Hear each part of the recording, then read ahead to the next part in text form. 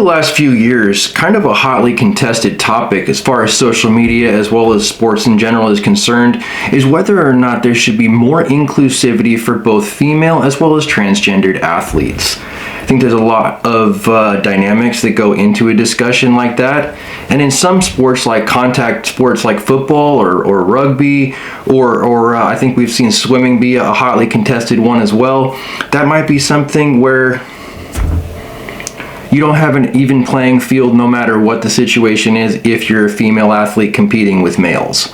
I don't see that that's the same situation when it comes to shooting and target sports. In general, a target shooting type competition can be done equally as well by a female as it could be by a male. There's no, need for great strength. There's no need for, an excessive stamina or endurance. There's nothing that a male would possess that a female wouldn't also possess that would put them in a position where they could be successful.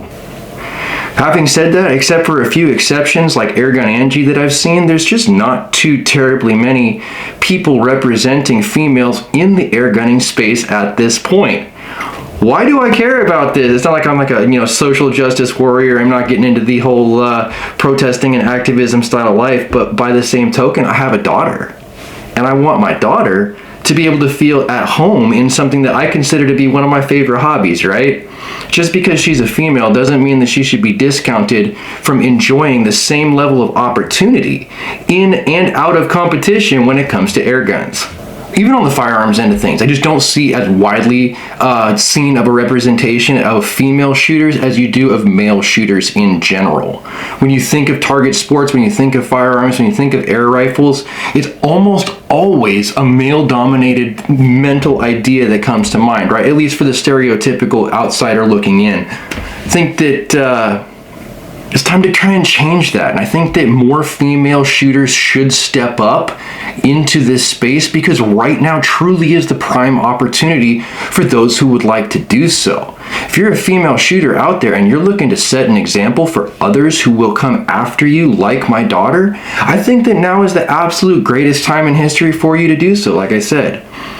For people following the rules and people actually, going through all of the hoops that YouTube is setting out in front of us as well, I think that this is still a great platform for people to do it. I think there's a lot of gun tubers who have a lot of disdain for YouTube in general, myself included, but by the same token, it's still a viable platform for those who just hit record and start a channel for themselves. I do want to go ahead and issue the call one more time. If you are a female target shooting type personality and you are even thinking about starting a channel, please do.